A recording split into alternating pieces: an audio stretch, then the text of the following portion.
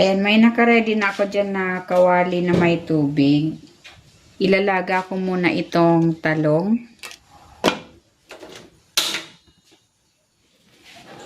Ayan, okay na ito. Luto na. Hahanguin ko na. Ilalagay ko muna dito itong oil nitong tuna. Igigisa ko na dito itong bawang.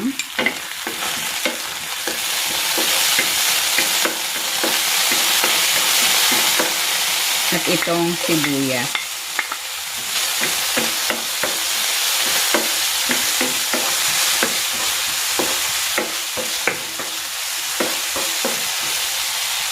Yan, igigisa ko na rin dito itong kamatis.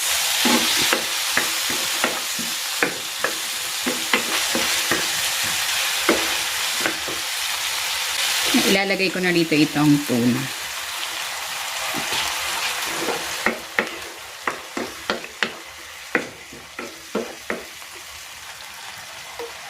I-season ko ito with salt and pepper.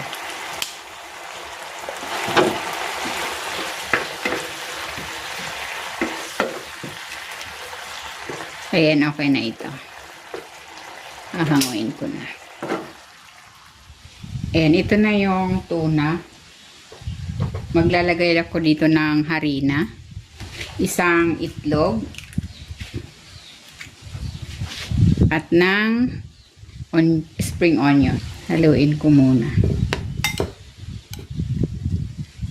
Kung hindi ka pa nakapag-subscribe sa aking channel, please subscribe at i-click mo na rin ang notification bell para lagi kang updated sa aking latest recipes.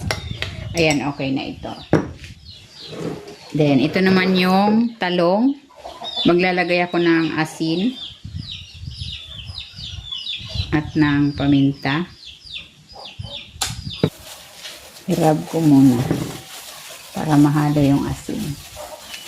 And then, maglalagay na ako dito ng palaman.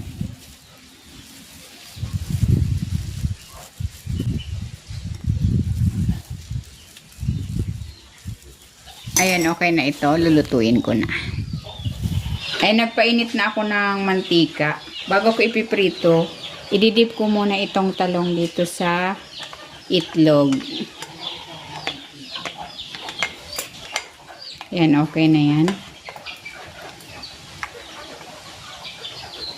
Isa lang.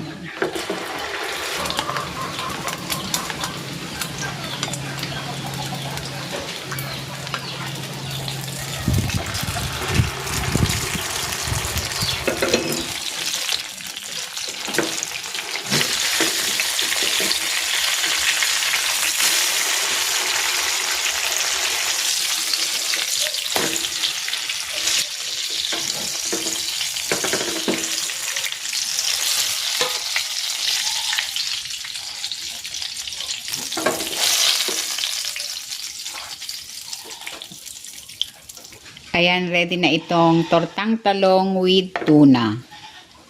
Sarap nito guys for breakfast.